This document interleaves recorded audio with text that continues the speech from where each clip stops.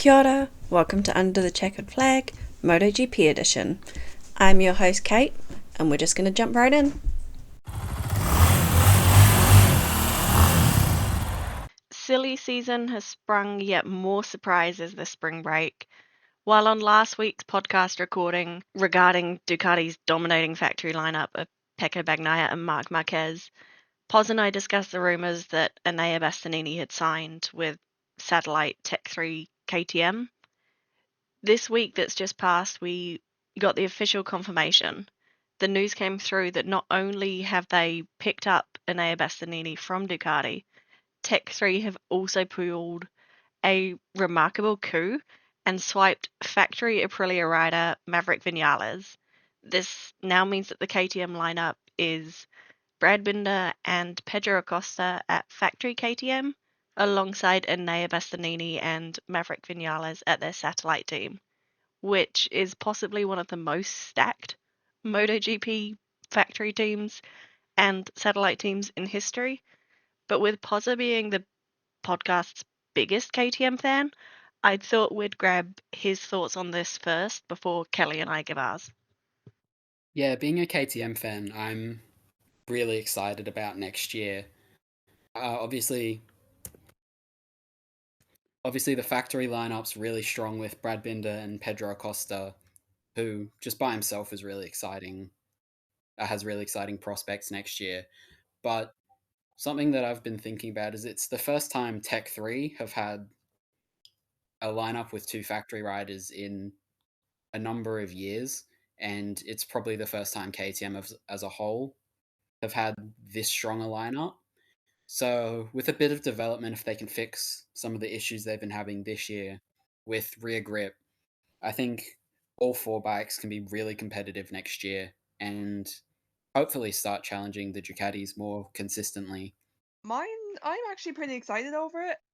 I wouldn't say like I'm an overall big KTM fan as itself, but I do really love Brad Binder, and I think is painfully obvious, I do also love Pedro Acosta. So I'm so excited to see Acosta in the factory KTM. I feel like he could do so much with that bike, and I'd love to see if he can get a win on it. I'm just happy Enea got a seat, I'm gonna be honest. Obviously it's sad to see him go from Ducati, but I had expected it a lot. I'm just really happy to see him get a seat. I feel like he can do some magical stuff in that Tech 3, because if Pedro can do it, I feel like Enea can do it. So that's good. Maverick Vinales, I low-key expected him to move from Aprilia, weirdly. Um, Not to KTM, but I expected him to move. I don't have a lot of thoughts on that. I wouldn't be an overly massive Batman fan, so like if you can do some good stuff in the KTM, I have nothing to say about it. Congrats to him, but I'm just really excited about Enea and Pedro most likely. I'd never doubted that Enea was going to get a seat. I am a little bit surprised that he is swapping factories, but also not, because once you're out of a factory team, I think there's not really an easy path back into the factory team for that same manufacturer. So I'm definitely thinking this is probably the right move. Maybe he does want to look at replacing Brad or just creating more of a name for himself. One other thing I do want to mention on KTM and these signings is that of these four riders, the only rider that has not won a MotoGP race so far is Pedro Acosta.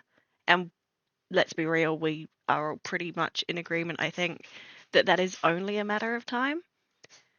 Previously to this, the only rider that they had signed that had won MotoGP races in the past was Danilo Petrucci, from memory.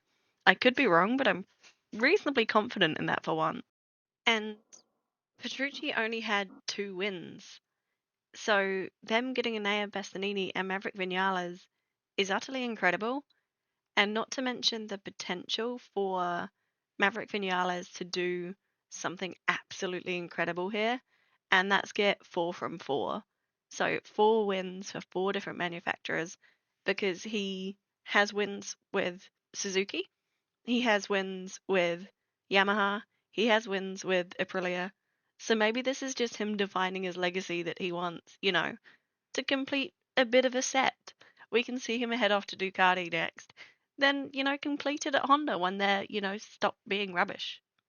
I don't know. It's absolutely wild to me that KTM have seemingly come out the best out of this whole Marc Marquez to Ducati situation.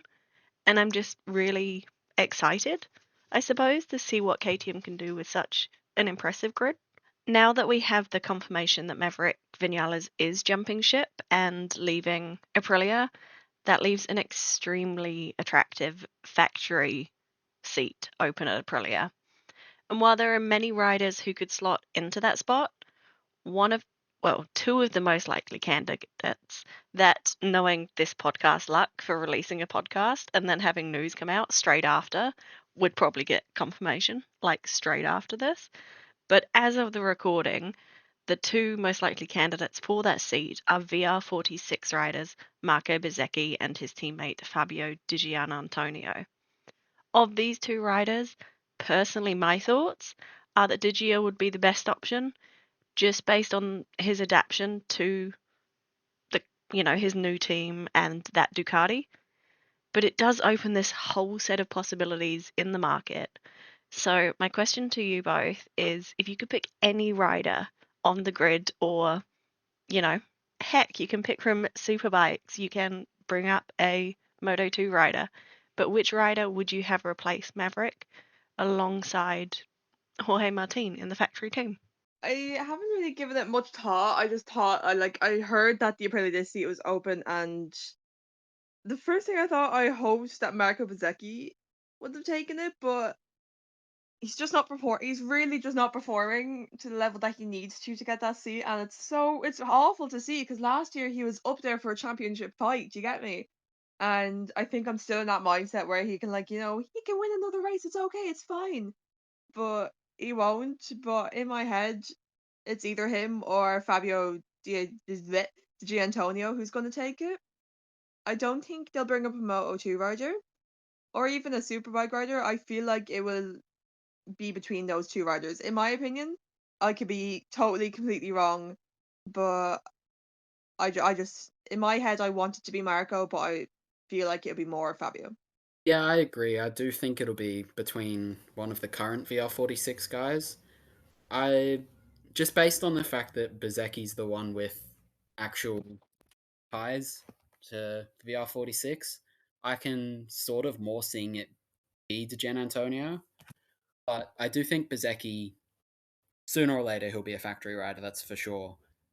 Whether or not he's really put in the performances to deserve it this year, not sure. But yeah, I think it'll be one of those two for sure. Probably more leaning towards Giannantonio. Another name I do actually want to throw into, I suppose, contention. It's one I actually only started thinking about today when I started, making up the format for this podcast. I think if it were me, I'd consider Alex Rins, because we know he's not signed yet for Yamaha for next year. We know he's a super incredible, talented development rider. I just think the amount of potential for him to be alongside Jorge Martin, who we know he's good friend with, we know they get along.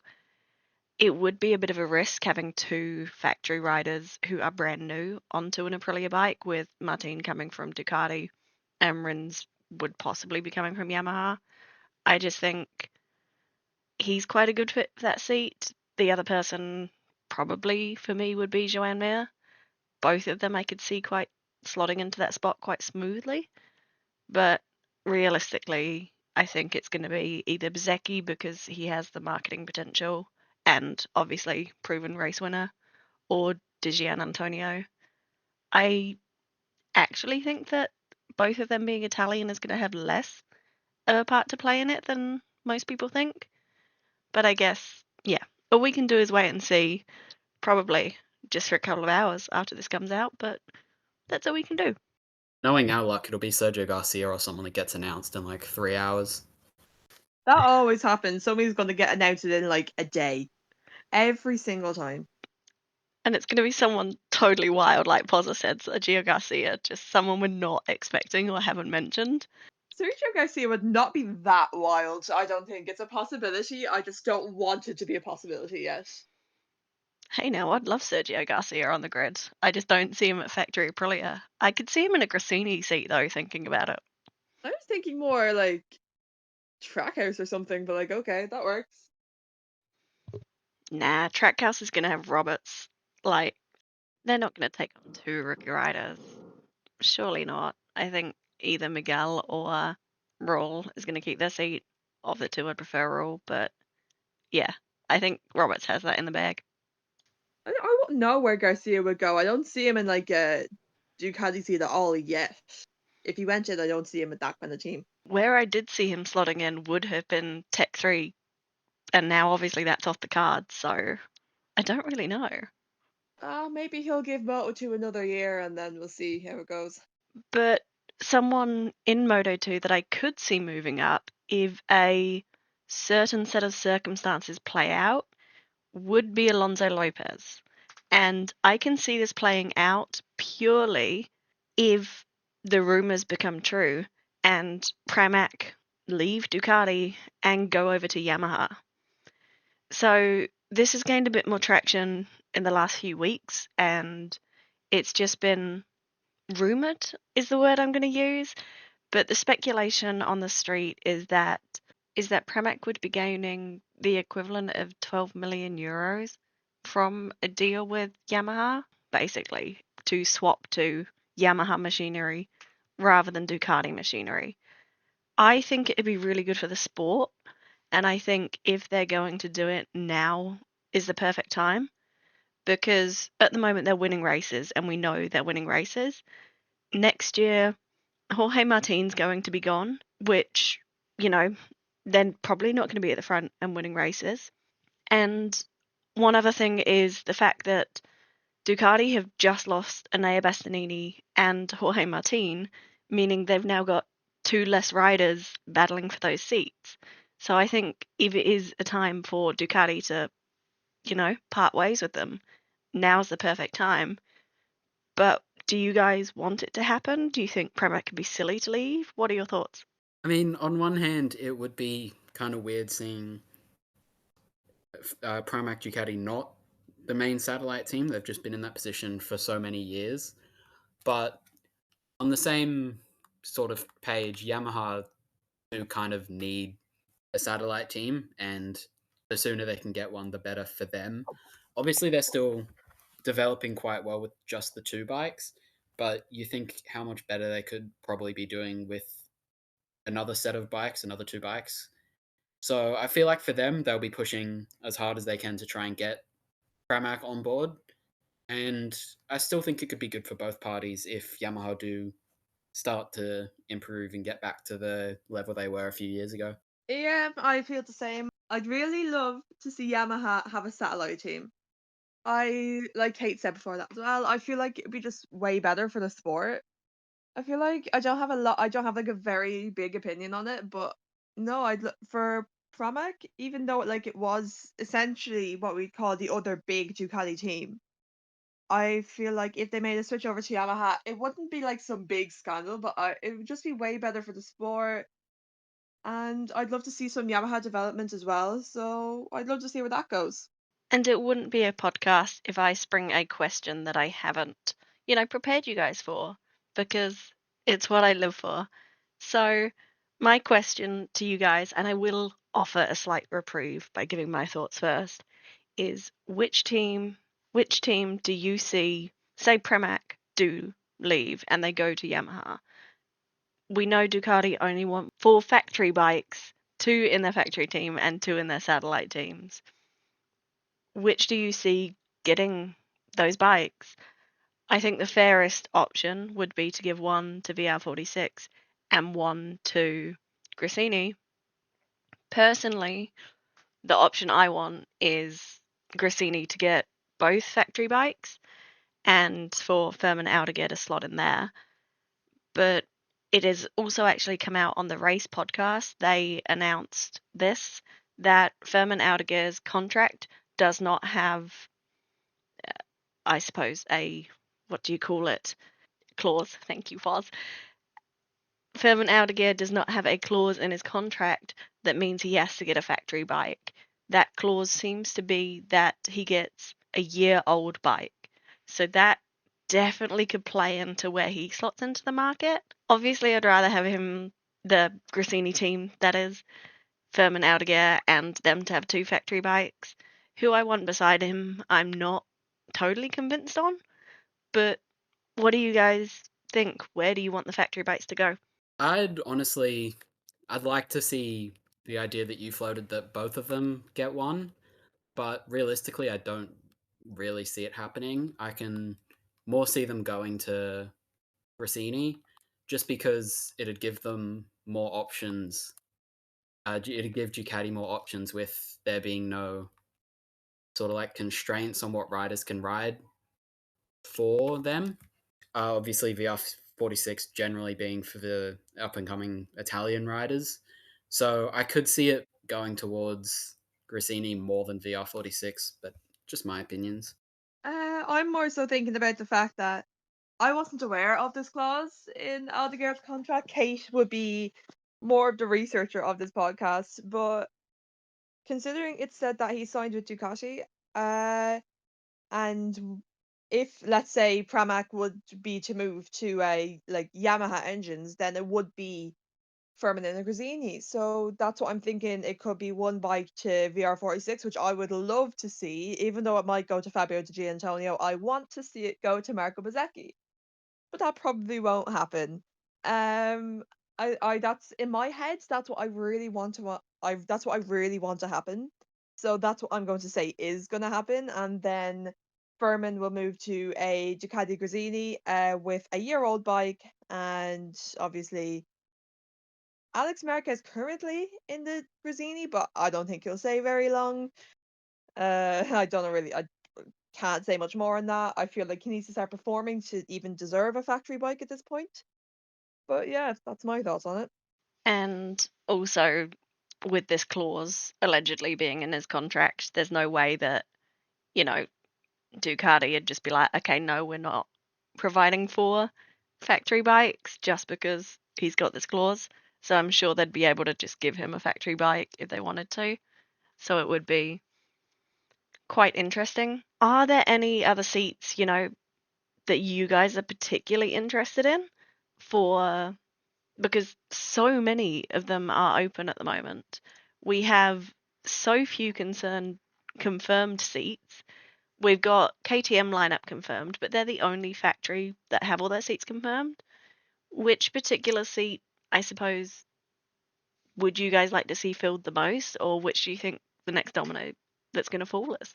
I think we could just say all of them at this point. Like none of them, like in our heads, are uninteresting. But I don't think we have the time to go through all of them, and I'd have no clue who's gonna go where. One thing that does happen more often than I'd like to admit is how off topic we can get on this podcast because we're all passionate motorsport fans, and that doesn't just, solely mean MotoGP fans. We are huge fans. Kelly of Formula One, PozzA and I both watch Formula One as well. This weekend, there was obviously the 24-hour of Le Mans. We get off topic a little bit. I normally cut this kind of thing out just to try and keep it in that 20 to 30-minute slot, just because I feel like that's what I quite like listening to. I've left it in this week because we did have a bit of time on our side, but all the MotoGP content has ended, so if you're only here for that, then by all means, click off. As always, we'd love to hear your thoughts down below. But here is Kelly and I having a brief little chat about the 24-hour Le Mans. So, right while we're on the topic of VR46, I want to mention Valentino Rossi's performance in the 24 Hours of Le Mans yesterday, 2 days ago on Saturday night and Sunday morning. For me, over there with Kate and Pause, it's about Tuesday morning, but that's irrelevant. So he performed with BMW WRT in the LMGT3 class with the number 46 car, of course. What other number would they use? They did perform very well. They led their class for most of the race, really. They were doing so well, and I was really excited because I wanted them to win. If the Iron Dames weren't going to win, I wanted them to win, but unfortunately, after a lot of rain and just very bad track conditions, and I believe the driver was in the car for like a certainly long periods of time as well, Hamilton Hardy unfortunately crashed the car into the gravel and they were unable to make it back out. So that put a crushing end to my hopes and dreams. But when Valet was in the car, he didn't do a bad job. He was actually very consistent, kept the lead, and yeah, very proud of him considering obviously the ending. It was very Yeah, the only thing I have to say about the 24 Hours of Le Mans is how utterly long that safety car was. That was and definitely. that was most of that safety car was when I was asleep, so I was happy. I was okay with that, but I feel like it's just expected. Everyone's complaining about it, but regardless of that, it was a great race. Like in the nicest way possible. Get over it, all right? It was in the pitch of black, so I understand they have headlights, but that's not enough. It was pitch black, it was raining, the track was dangerous. If a safety car is needed, it's either that or everyone thunder punts into the wall and someone's injured. So, like, pick your problem here, mate. But Oh, apart from those fans, I'm okay with it. oh, it was totally the right call. I just felt like every time, like, because it was when I was awake in the limited time I had to watch it, I was just like, this is just my luck, really.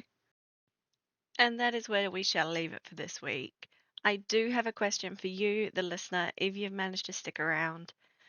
Slide into my DMs. I know a lot of you are in the Discord channel, so just message me. I'm Antwoman Aldegar on there, or depending which server you're in, I could either be Antwoman Canet or Antwoman Lopez. Clearly, my love for Moto2, shines through in my usernames. We want to know if you want some Women's World Championship results, some thoughts on it, the podcast. I'm watching it all of the televised sessions, that is, anyway. So let me know or flick us a message on our social media. As always, we will be here next week and have a wonderful week.